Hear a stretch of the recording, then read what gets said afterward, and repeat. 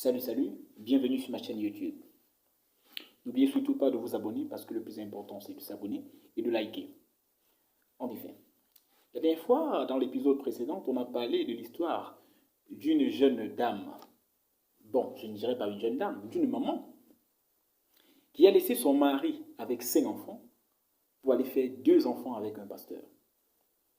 Alors, je suppose que vous aimeriez savoir ce qui s'est passé.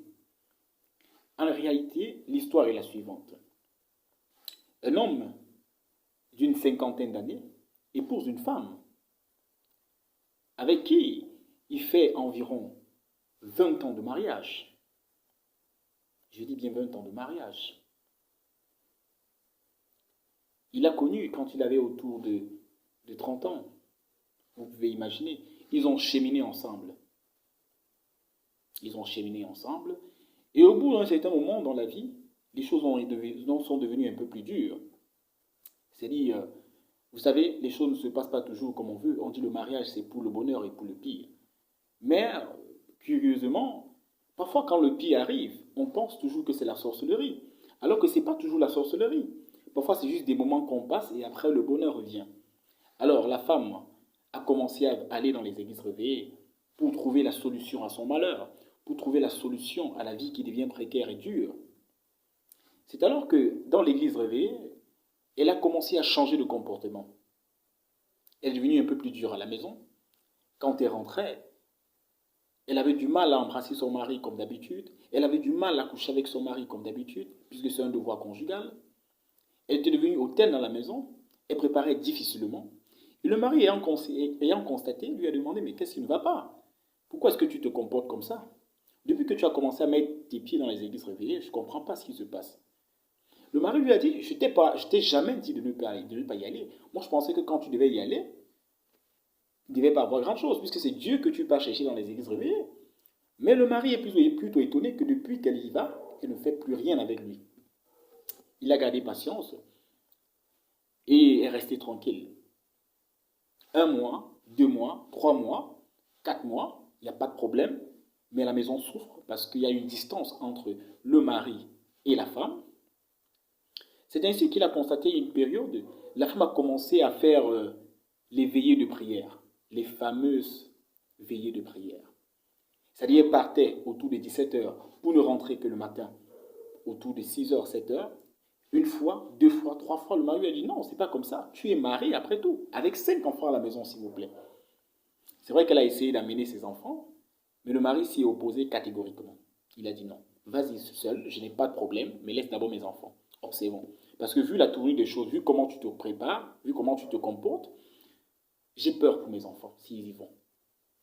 Alors, comme je disais tantôt, elle a commencé à faire ses veillées de prière, mais cependant, ce n'était pas des veillées de prière simples. Le pasteur avait déjà récupéré. Il l'avait récupéré. Et durant toute cette période, c'est-à-dire les 4 mois, les 5 mois, les 6 mois, elle n'entretenait pas de rapport sexuel avec son mari, soit disant que son mari est le démon et qu'il faut qu'il la retrouve à l'église. Mais son mari ayant résisté, ça a créé, comme je disais tantôt, une grande distance entre eux. Alors, qu'est-ce qui se passe? Quelques mois plus tard, le mari constate que le ventre a gonflé. Et quand le ventre gonfle, ça l'interpelle rapidement. Il dit, mais qu'est-ce qui ne va pas?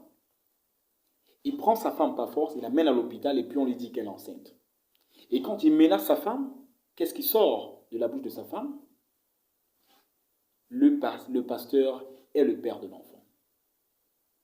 Le mari a mis sa main sur la tête, il ne pouvait que constater. Et qu'est-ce qu'il a fait aussitôt? Il l'a mise dehors, rapidement.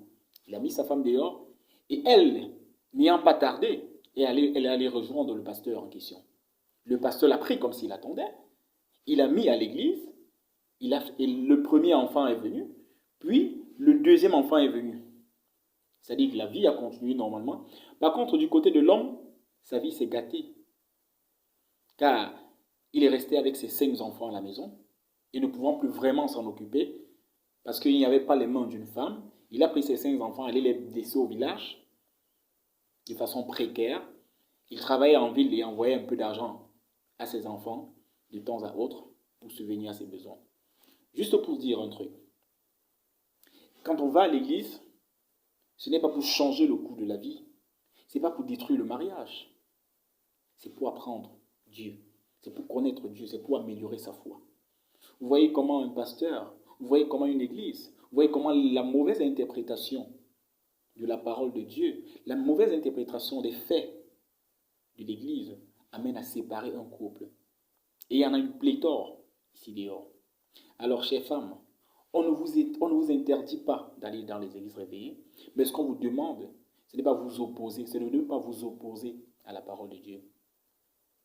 Les pasteurs, c'est vrai, ils vous enseignent la parole, mais après tout, il reste des hommes.